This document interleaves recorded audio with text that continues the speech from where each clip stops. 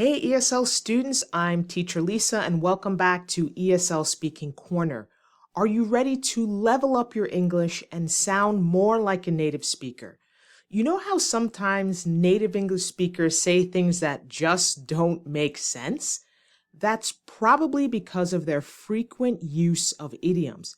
Those are expressions that are not literal.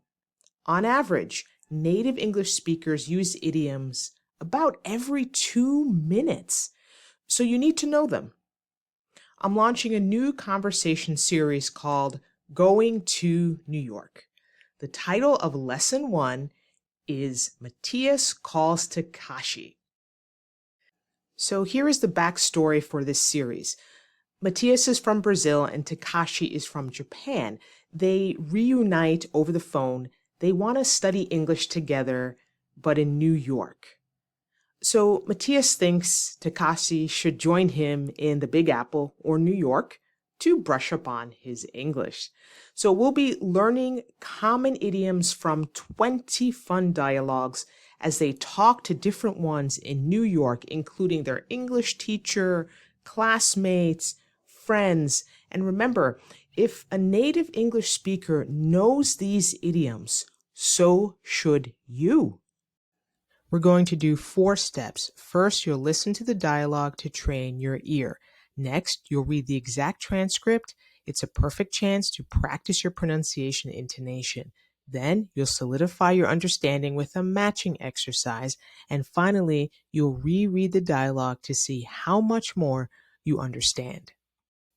If you want to study ahead, you can get the full set of all 20 lessons that we will go over in this channel with the printable PDF workbook for the matching exercises and all 20 MP3 audio files. The link is below. You can get the complete course materials for a very small fee. And for more great English lessons, make sure you hit that subscribe button and follow me on YouTube at ESL Speaking Corner. Let's get started. Let's meet our 2 main characters, Takashi and Matthias. Hi, I'm Takashi. I'm from Japan. I'm going to New York to study English. Hi, I'm Matthias. I'm from Brazil. I'm going to New York to practice my English. Please get ready to listen to the dialogue.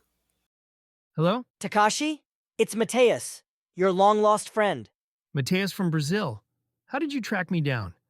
We swapped numbers at the language school in Vancouver, remember? Oh, yeah, we sure had a blast that summer. I'm studying English again, in New York this time. The Big Apple? That's on my bucket list. I know, that's why I'm calling. You want me to come to New York? It's a long way from Tokyo. At least think about it. I need a roommate. But New York is so pricey. I'll be broke in no time. No way. The rent is dirt cheap, and the school is just a block away. This sounds too good to be true. Let me sleep on it. About how much of the conversation did you understand? I understood the 90% of the dialogue, but I didn't understand have a blast. For me, I understood 100%, but I did not know the nickname of New York Big Apple until I was living in the United States. Step 2, now read the exact transcript that you heard. Hello. Takashi, it's Matthias, your long-lost friend. Matthias from Brazil. How did you track me down? We swapped numbers at the language school in Vancouver, remember? Oh, yeah, we sure had a blast that summer. I'm studying English again, in New York this time.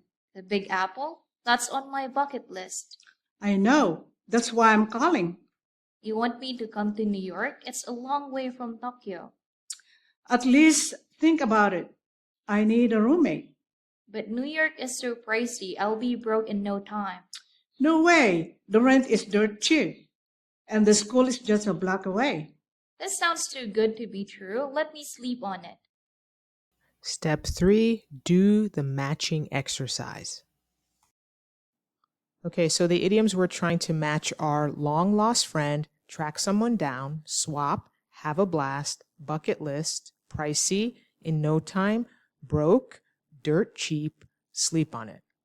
Okay, so Natty, you're going to read A and B and tell me what you think. If you're not sure, you can skip. and then C and D will be JD, and so on. So please read A in its entirety and tell me which idiom you think it matches with, okay? A. Letter A, to exchange. The answer is number 3, swap. Correct. So we're going to draw our line. Okay, good. Let's go to B. B, a list of things you want to do or see before you die. Bucket list, number 5. Yes, correct. Very good. All right, so now we're going to go over to JD. C, please. C, costing a lot of money or expensive. 6, pricey. Good, that's right. Excellent. And now D. D, to think about a decision for a day or so. 10, sleep on it. Excellent, excellent. Very good, class. And remember, these are not literal. So sleep on it has nothing to do with sleep. It doesn't mean you're literally going to sleep first. It just means you're going to take a day or more to decide on something. Okay, now let's go back to Natty. E, please.